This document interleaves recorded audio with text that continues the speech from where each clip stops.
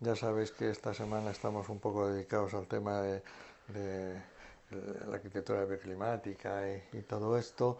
Y bueno, pues a la hora de buscar a alguien en la punta del asunto y cercano, aquí en España, pues desde luego no hay nadie más adecuado como César, que tenemos el gusto de tenerle a nuestro lado un día como hoy y que ha tenido el gran,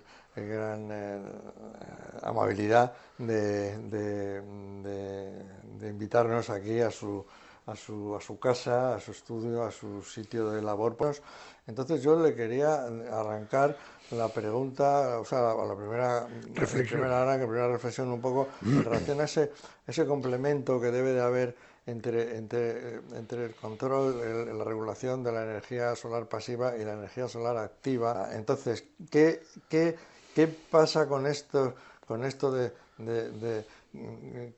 ¿qué pasa con la energía activa, con la energía pasiva? ¿Qué hacemos con esto? ¿Es mejor solo lo uno, mejor solo lo otro? ¿Se complementa? ¿Cómo interesa complementarlos? ¿En qué momentos? ¿En qué caso? ¿Tú cómo lo ves? ¿Cómo lo has hecho?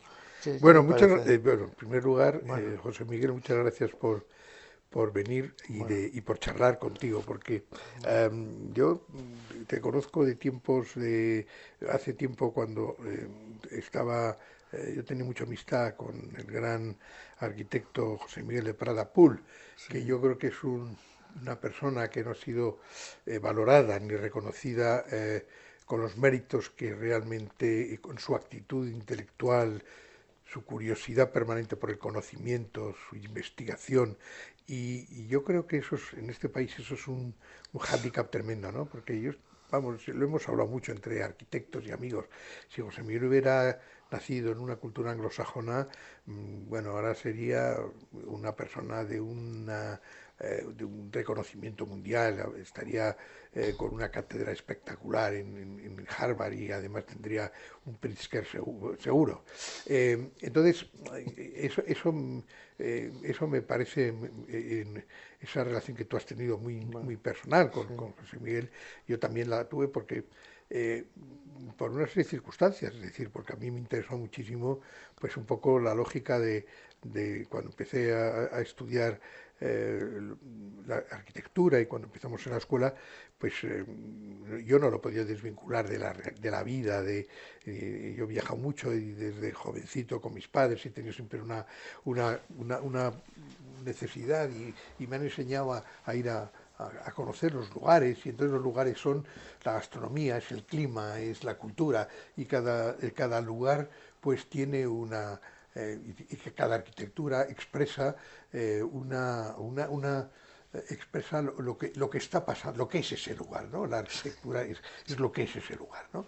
Desgraciadamente eso pues en el proceso digamos entre comillas desarrollo de la arquitectura se ha ido perdiendo, pero sí recuerdo con José Miguel cuando empezamos, por ejemplo, estábamos en la escuela y empezamos a ir a, a, a, a integrarnos en comunidades de pueblos deshabitados que reconstruimos. Concretamente, yo estaba metido en el grupo, la asociación de la vereda, en los pueblos negros. sí, sí, sí, Estoy hablando de los años 70, cuando estábamos en la escuela, y aquello bueno, pues me impliqué muchísimo. Estuve 10 años trabajando, hicimos una comunidad, digamos que éramos sí, sí, sí. los hippies, ¿no? Él me ha hablado emocionadamente de eso, él ha hablado muy Claro, emocionadamente y de me eso. acuerdo a José Miguel que nos hacía ya allí, en aquellos años 70, nos hacía ya, nos implicaba no solamente en el aprovechamiento cultural de la arquitectura local, sino sus cualidades desde el punto de vista climático, nos hablaba de la diferencia entre inercia, entre aislamiento, entre sombra y claridad, es decir, nos hablaba ya con una potencia realmente, porque era muy gurú. Y aquello fue también una cosa realmente asombrosa. Bueno, eso te lo digo, Sí, no es que sí. me haya ido de tu No, pregunta, no, sino no, estamos es hablando que claro, la del clima formación del sitio. inicial, la presencia de, como José Miguel Prada, pues tú lo has conocido muchísimo, Sí, y yo pues sí, menos intensamente personalmente que tú, pero más como profesor, ¿no? Pues sí, fue muy importante, pues eso me ha retrotraído a entender un poco todo esto que ha sido luego el proceso posterior de mis intereses arquitectónicos, porque al final fíjate. lo que siempre a mí me crispaba un poco era cuando, bueno, cuando me ponía a pensar y a reflexionar sobre la arquitectura y la arquitectura moderna, llegó un momento donde digamos que esa arquitectura había sido tan contaminada en el bueno y en el mal sentido de la palabra. La contaminación nunca es mala, la contaminación puede ser magnífica, ¿no?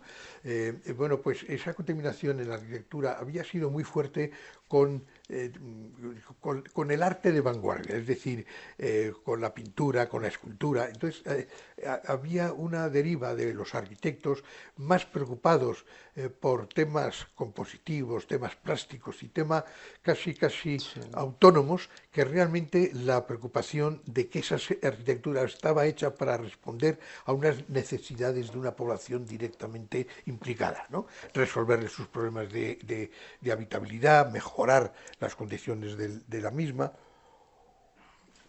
Entonces se recurría, que mucho todavía ha seguido, mucho todavía se sigue haciendo, entonces se recurría ya a cuestiones puramente formales, compositivas, etcétera, y se perdía un poco absolutamente las cuestiones, entre ellas, por ejemplo, la calidad climática, la habitabilidad de un espacio, por la lógica de disponerlo en las mejores condiciones de que ese lugar específicamente puede dar como herramienta para mejorar la arquitectura, ¿no?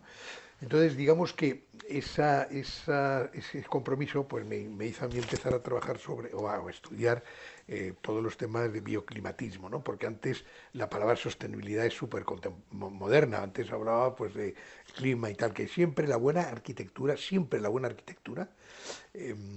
eh, ha estado atenta, ¿no? claro, claro. Al lugar, a la buena orientación, a la captación solar en los sitios donde sean necesarios, a que corra el aire cuando realmente se necesita, a aislarse de los vientos fríos y de las incomodidades y las tempestades en lugares donde éstas se producen, etcétera, etcétera. Pero también hay un tema que es la técnica, es decir, hubo un momento donde había tanta mitificación de la tecnología que, por cuestiones además de economía, ¿no? que aquí llegó un momento donde daba igual la arquitectura porque luego había detrás una técnica que era capaz de resolver todos los problemas, ¿no? Entonces esa especie de dependencia que hemos tenido el ser humano, estamos hablando de culturas específicas, solamente europeas, etcétera, etcétera, que hemos Sí, tenido esa dependencia a la tecnología, ¿no? Bueno, pues se envolvían los edificios con unas pieles, pero sí, dentro pues se hacía calor, se metía sí, toneladas de frigorías y cuando llegaba el frío se metían toneladas de calor para generar todo un confort que en principio era exageradamente artificial. Realmente una arquitectura que esté pensada pasivamente, es decir, que esté bien orientada, que tenga sus inercias donde tiene que ponerlas, su aislamiento donde tiene que estar, que esté bien aislada en donde se necesita, que se utilice el aire, es decir, que se utilice utilizando el clima como herramienta de proyecto. Esa solución pasiva es que directamente una buena arquitectura ya te resuelve a lo mejor un 60%, pero un 60% ya está. de la demanda, digamos, para luego calefactar o para enfriar la propia vivienda, ¿no? En la arquitectura solo hay una, lo demás es construcción, como decían. Es decir, Claro. Es que lo otro es construcción, todo lo demás es construcción. construcción. Y Y construcción no es claro, arquitectura. estamos hablando de arquitectura, es Claro, decir, donde hay un compromiso conceptual, etcétera. Bueno, lo que realmente sabemos lo que es arquitectura.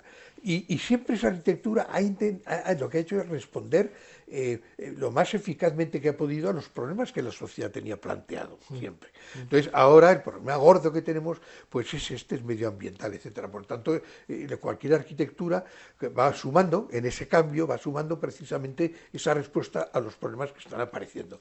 Y ahora los problemas son de esa índole. Entonces, bueno, hay que seguir estudiando nuestra disciplina, o sea, tenemos que seguir estudiando arquitectura. Y ahora resulta que ahora arquitectos no estudian arquitectura y se ponen a estudiar directamente tecnología de aplicación de certificaciones. Oiga, usted, no me interesa. Que haya certificadores, claro que tiene que haberlos, pero resulta que ahora, como hay un nicho de trabajo que es hacer certificaciones y no sé es qué que tal, no se trata de que muchas veces, lamentablemente yo lo he notado al trabajar mucho en general con las empresas y tal, como la idea de innovación, de repente la innovación está asociada a estar manteniendo lo que pasa, eso es. pero vamos a innovar para mantener lo que hay. Sí, mira, Es increíble. si hay Y algo, dice, José Miguel, macho, que yo he dice, intentado toda mi vida profesionalmente, y está mi obra, es precisamente comprometerme no con esto, sino con buscar soluciones de innovación de reales. Es decir, el hemiciclo solar de Móstoles, pues es el primer edificio que hemos realizado con geotermia aire-aire, es decir, el edificio de viviendas en Europa, que son pozos canadienses hechos con procedimientos industriales para generar que se mueva y movemos el aire para aprovechar la diferencia térmica que hay en la masa de aire, verano-invierno, para que aquello funcione como respirando, ¿no? O sea, el mismo que un organismo, o sea, hay que crear organismos, ¿no? Es decir, el cuerpo humano respira y respira por la nariz, que es como se tiene que respirar para que el aire se vaya enfriando o se vaya calentando en función de la época de etcétera, etcétera. Bueno, pues eso es lo que hemos hecho. Hicimos eso en el CENER, en el Centro de Energías Renovables, que trabajamos sobre, y todo eso daba arquitectura, es decir, no al revés, o sea, no hacíamos un edificio y luego llamábamos a un certificador o a un ingeniero que nos dijese, bueno, ahora me lo vas a meter para que cumpla y me pones todo tipo de cachivaches. No. O sea, todo nace precisamente de la investigación en cómo podemos, con esas herramientas climáticas que tenemos en ese lugar, por ejemplo, en Pamplona pues tenemos el viento, el cierzo, ¿no? El cierzo es un aire de termodinámico que se puede aprovechar maravillosamente para equilibrar y para demandar y para muchas cosas, ¿no? Aquí en el hemiciclo solar, el mismo Conservatorio de Música de Almería, con todos los temas de evaporación de agua, cuando trabajamos en la Expo, que trabajamos también con Jaime López de Asaín, trabajando en todas las condiciones de clima favorables para el espacio público, con mucha sombra, agua, sistemas que echábamos por primera vez, se echaba aire micronizado para poder refrescarte y que el organismo cediese el calor precisamente en un proceso no de aire acondicionado, que es terrible para el organismo, ¿no? Sino de una cesión realmente es muy sana, ¿no? Todos los edificios que hemos ido trabajando, ha sido trabajando desde la arquitectura para la arquitectura con los mecanismos, digamos, de lo que te estoy contando, ¿no? Entonces, efectivamente, luego nos piden certificación, pues es que la cumplimos de sobra. Eso es, en muchos países que ya esto está funcionando, o sea, vamos, que llevan una tradición de normativas prestacionales, tú te sientas con el técnico y con el técnico municipal, que un arquitecto, que tiene que ser gente muy sabia, joder, tiene que ser gente que sepa, mira, quiero hacer esto y tal, pum, pam, pam, pam. Y que tenga criterio, que te deje la mano Claro, abierta y que dice, te oye, deje pues actuar mira, y que diga tal. aquí Claro, lo importante es que no claro, te pases de altura, que claro, te separes del vecino, no sé qué, claro. pues sí, lo cumple, oye, pues cojonudo. Y te sale el Economist, y te sale el Economist de los Smithson, claro, que no es por la buena, es hablando con alguien que tal. Y No, entonces claro, eso funciona, pero cuando te dicen, no, aquí te miden, son claro, 2,50 nada, tal. no hay Entonces, forma, claro, claro. vas a poner una chimenea solar y te dicen, no, es que no supera la cota de no sé qué. Y vas a meter entonces eso me he encontrado yo 1000 veces. Y entonces, fíjate, una de las cosas increíbles que se puede hacer, se puede cambiar, si hay voluntad. Lo que pasa es que el otro es más cómodo porque tienes el control y es la corrupción. Por lo tanto, tú controlas. Y dices, esto, bueno, ¿se lo dejo hacer o no se lo dejo hacer? Y ahí lo dejo, y ya sabes lo que puede pasar luego, ¿vale? Pero recuerdo, por ejemplo, cuando hicimos el hemiciclo solar, el gerente municipal de urbanismo, un tipo realmente un buen arquitecto y tal, que le dije, oye, es que fíjate, estamos Sí, haciendo estos miradores solares que son para, introducir todo el aire sí, caliente, es un doble edad. Entonces, y le dije, oye, ¿por qué no sí, se equipara eso a una instalación que no computa y entonces eso al constructor, y en este caso es que es fenomenal, porque ahora bien auditado y bien sí, sí, justificado, sí, no sí, el sí, rollo sí, macabeo que yo no he puesto y sí, tal, no. sí, sí. Y me dice, claro, pues eso se puede. Es que es Se fue magnífico, al claro. ayuntamiento, eso en una reunión del pleno, dijeron, oye, todas las instalaciones pasivas que favorezcan de una manera mm, demostrable Sí. mediante una auditoría o mediante un tal y con la firma de un profesional, esas se tratan como instalaciones y por tanto no computan. Joder, entonces inmediatamente, claro, la gente lo entiende y el promotor y el constructor lo entiende. Y entonces, claro, eso se cambió, porque en el Pleno, Sí, el sí, Ayuntamiento, tú lo que no puedes cambiar son normativos de plan general, sí, pero digamos, sí. estudios de detalle y Sí, sí, modificaciones no, pero puntuales, que lo lo he puedes leído hacer. que está, claro, pues un estudio de detalle, claro, es meterte en el estudio de detalle y saberlo. Estudio de detalle, no hablamos de detalle de construcción, hablo con No, no, ellos, sino hablamos de de- estudio de detalle a nivel urbanístico, eso que es. es donde el enganche entre la arquitectura, entre el urbanismo y la arquitectura, que es importantísimo, porque es, volviendo al principio de la charla, es estar en el lugar, es decir, Eso es. saber llegar al lugar y saber entender el lugar, y entonces y es seguir haciendo ciudad. ¿Qué tal? Con un Y técnico que haciendo estaba algo, al claro, frente de claro, la empresa municipal de claro, suelo de Móstoles claro. y le dije, oye, en las mismas viviendas yo no te modifico ni la edificabilidad, ni te modifico el número de viviendas, sino los parámetros del plan general, que eso puede generar, oye, un agravio comparativo, tal, y no lo puedes hacer. Pero en vez de hacer esa que salía de unas geometrías que se dibujaron ahí, alguien, algún becario, a lo mejor lo dibujó en un proyecto y tal, y ahí sale, y va a vivir gente. Entonces dices, oye, si esto, le ponemos todas las viviendas orientadas al sur, norte-sur, con el aire que pase, con una galería de servicios por detrás, y tal, es decir, empecé a trabajar sobre eso, y eso se llevó al ayuntamiento, y en un pleno se puede modificar mediante estudio de detalle, porque lo único que afecta es la forma y digamos, las características y se aprobó, y ya está. Y ya está. Entonces, es decir, que la arquitectura sigue siendo, tiene una gran capacidad de transformación, sigue teniendo una gran capacidad y debe de mejorar la calidad y la vida de las personas y, por supuesto, el medio ambiente y la ciudad, ¿no? Tenemos un urbanismo mediterráneo denso, maravilloso, que funciona muy bien, donde hay sombras, donde hay árboles y tal, y aquí todos son, el automóvil es el que se traza primero y el residuo se llama solar y se orienta donde sea. Entonces ahí los arquitectos venimos ya a ver cómo metemos la pieza, entonces solo nos queda a ver quién le queda más mono. En fin, Bueno, yo creo, fíjate que es conceptualmente hay que empezar a plantear los arquitectos, tenemos que pensar mucho en cómo podemos hacer que nuestras arquitecturas se conviertan en organismos activos que interactúen con el entorno. Es decir, hasta ahora la arquitectura lo que hacía era consumir recursos constantemente para producir desechos. ¿Vale? Es decir, era la construcción era sintetizando. eso. Sí. ¿Vale? Se traían los materiales, se extraían, se manipulaban, se viajaban, es decir, había una energía, hay una energía, digamos, en el ciclo de vida absolutamente brutal, no sé qué, y luego lo único que hacía era echar residuos, que iban ¿cómo se llaman? Vertederos. Vertederos, etcétera.